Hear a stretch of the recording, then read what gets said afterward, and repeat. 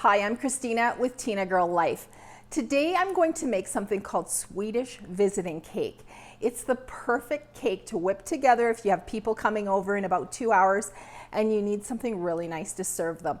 It's a pretty simple cake with pretty normal ingredients. Probably the most unusual ingredient that you might not have in your house is sliced almonds and a lemon, but other than that, it's ingredients that you most likely have in your house.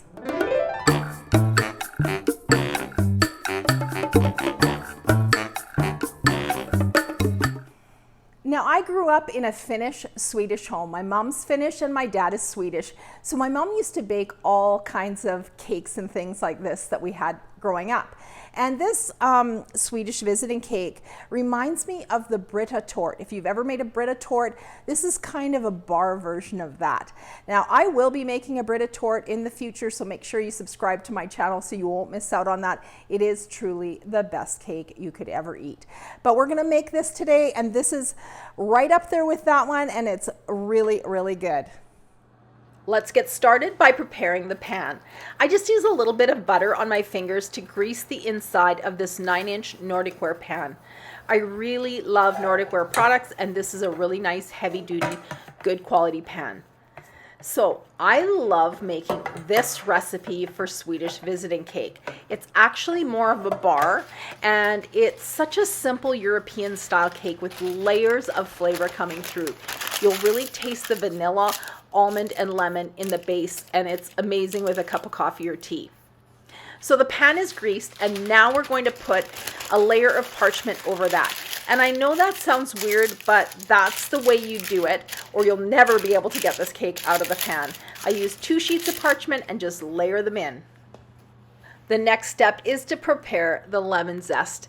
And I'm just using this simple zester. I think I got it from IKEA. I'm not sure if they carry it anymore, but I'll add a link to one in the description below with this recipe.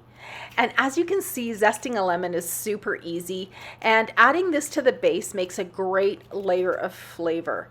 If you don't have a fresh lemon, just leave it out and add it next time you make this cake. Remember to give your lemon a good wash before you do this to get any spray or impurities off the skin. If you don't have a zester, go ahead and use a fine grater or a microplane, or you could even just use a potato peeler and then just finely chop the zest. This recipe has 2 parts, the base and the almond meringue topping. Let's get started on the topping, and then we can set that aside for when we need it. So we're going to separate 3 eggs, and I need the egg whites for this part. And I can't seem to find my egg separator, but that's okay. We don't need it. We can just do, we can separate the eggs this way. So I'm just going to let the egg white drip through my fingers. That's the easiest way of doing it and most gentlest.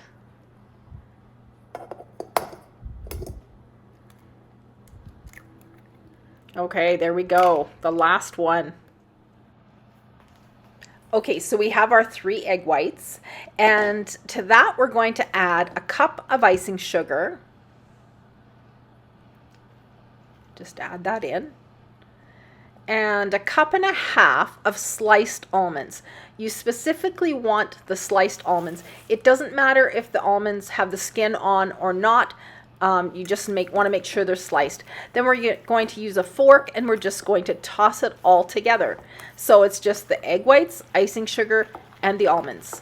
We're just stirring that together. And I was really surprised about this, actually, that there's no need to actually whip the egg whites to make a meringue. This method forms up beautifully. You'll see. Okay, that's done, so let's set that aside and start working on the base. We're starting with 2 room temperature eggs, and to that I'm adding 3/4 of a cup of sugar. And I'm going to use my handy Breville mixer to whip it all together. I love this hand mixer. If you don't have one, definitely consider getting the Breville. It's so beautiful, it's really quiet, and it's just such a good quality machine.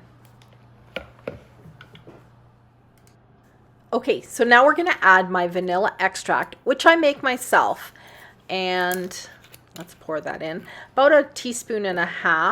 Oh, maybe that was a little more. Oops. Oh well, okay, it's fine. and a quarter teaspoon of almond extract. Maybe I should measure these out next time. Anyways, I use the Watkins brand, and then we're going to blend it up a little more here.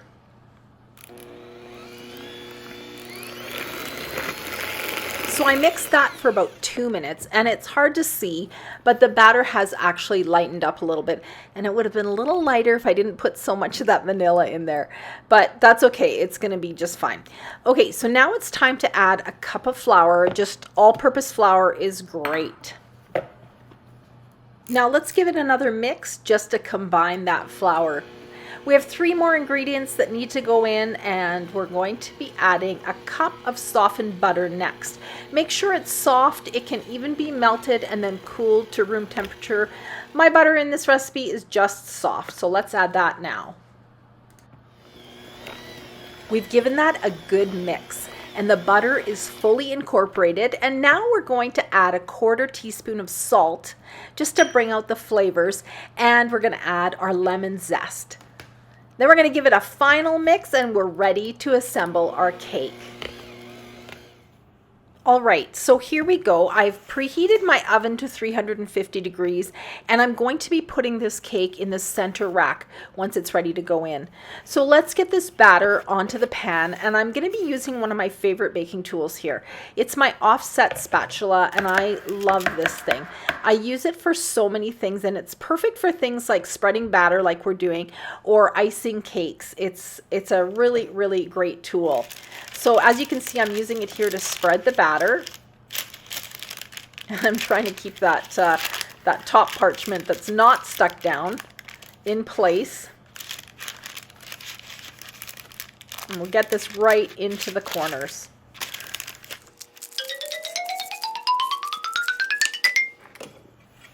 All right, time to pour on the almond topping that we made earlier.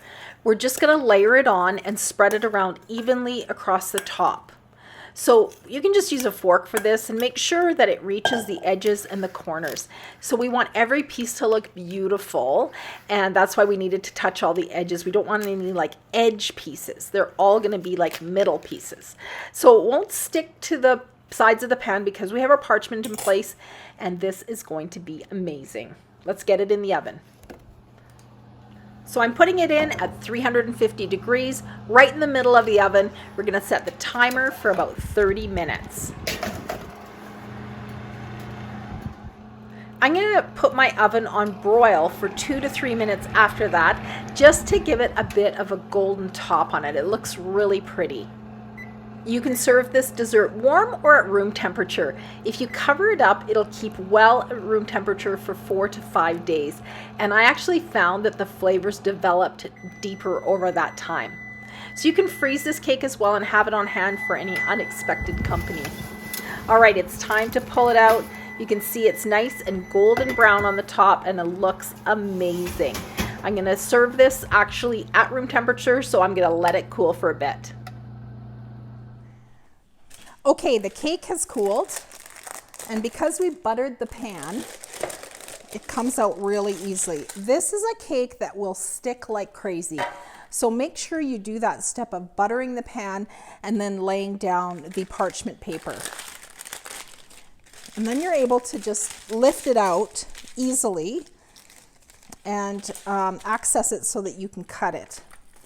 So I'm going to cut this into 9 pieces. So pretty.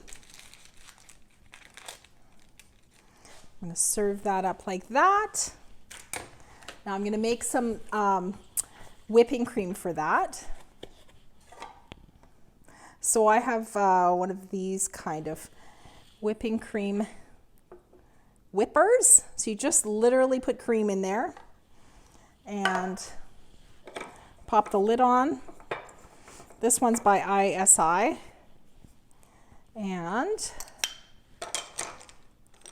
put the cartridge in,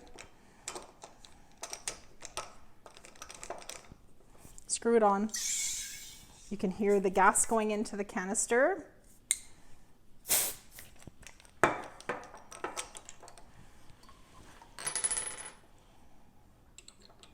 we're going to put that on. We're going to give it a shake.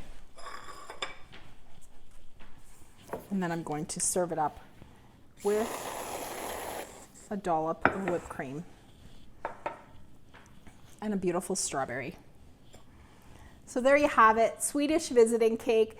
I hope you enjoyed my video. Please give my video a thumbs up and please consider subscribing to my channel so you won't miss out on any of my upcoming videos.